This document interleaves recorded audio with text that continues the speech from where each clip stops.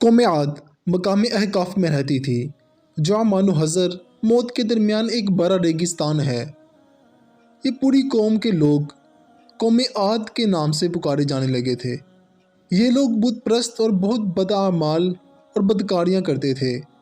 اللہ تعالیٰ نے اپنے پیغمبر حضرت ہود علیہ السلام کو ان لوگوں کی ہدایت کے لیے بھیجا، مگر اس قوم نے اپنے تکبر اور سرکشی کی وجہ سے حضرت ہود علیہ السلام کو جھٹلایا اور اپنے کفر پر اڑے رہے۔ حضرت ہود علیہ السلام بار بار ان سرکشوں کو عذاب الہی سے ڈراتے، مگر ان شریر قوم نے نہایت ہی بے باکی اور گستاخی کے ساتھ اپنے نبی سے یہ کہہ دیا کہ اس کا ذکر اللہ تعالیٰ نے قرآن مجید میں کچھ اس طرح سے کیا: کیا تم ہمارے پاس اس لیے آئے ہو کہ ہم ایک اللہ کو پوجیں اور ہمارے باپ دادا پوجتے تھے ان کو چھوڑ دیں؟ تو لاؤ جس کا ہمیں وعدہ دے رہے ہو اگر تم سچے ہو۔ آخر عذاب الہی کی جھلکیاں شروع ہو گئیں۔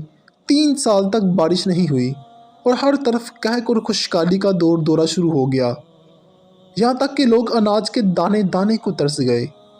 اس زمانے کا یہ دستور تھا کہ جب کوئی بلا یا مصیبت کوئی آتی تو لوگ مکہ معظمہ جا کر خانہ کعبہ میں دعائیں مانگتے تھے تو بلائیں ٹل جایا کرتی تھیں۔ چنانچہ ایک جماعت مکہ معظمہ گئی۔ اس جماعت میں مرثد بن سعد نامی ایک شخص بھی تھا جو مومن تھا، مگر اپنے ایمان کو قوم سے چھپائے رکھا تھا۔ جب ان لوگوں نے کعبہ معظمہ میں دعا مانگنی شروع کی تو مرثد بن سعد کا ایمانی جذبہ بیدار ہو گیا اور اس نے طلب کر کہا: اے میری قوم، تم لاکھ دعائیں مانگو مگر خدا کی قسم اس وقت تک پانی نہیں برسے گا جب تک تم اپنے نبی حضرت داؤد علیہ السلام پر ایمان نہیں لے کر آتے۔ حضرت مرثد بن سعد نے جب اپنا ایمان ظاہر کیا تو قوم عاد کے شریروں نے ان کو مار پیٹ کر الگ کر دیا اور دعائیں مانگنے لگے۔ اس وقت اللہ تعالیٰ نے 3 بدلیاں بھیجی، ایک سفید کلر کی تھی، ایک سرخ اور ایک سیاہ۔ آسمان سے ایک آواز آئی کہ اے قوم عاد، تم لوگ اپنی قوم کے لیے ان 3 بدلیوں میں سے ایک بدلی کو پسند کر لو۔ ان لوگوں نے کالی بدلی کو پسند کر لیا اور یہ لوگ اس خیال میں مگن رہے تھے کہ کالی بدلی خوب زیادہ بارش کر دے گی۔ چنانچہ وہ ابر سیاہ قوم عاد کی آبادیوں کی طرف چل پڑا۔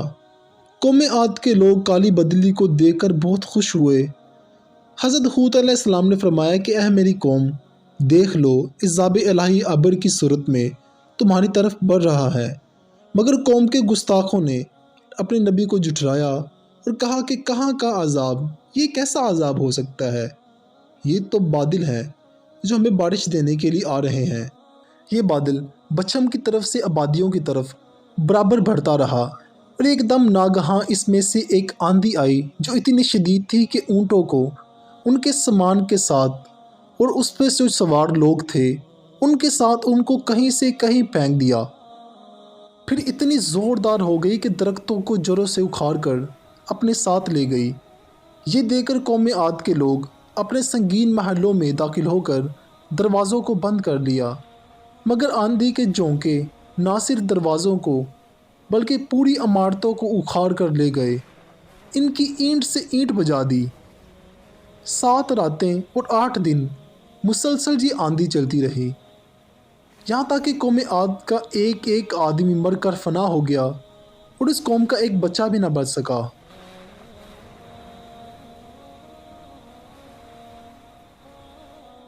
جب آندھی ختم ہوئی تو اس قوم کی لاشیں زمین پر اس طرح پڑی ہوئی تھی جس طرح کھجوروں کے درخت اکھڑ کر زمین پر پڑے ہوتے ہیں۔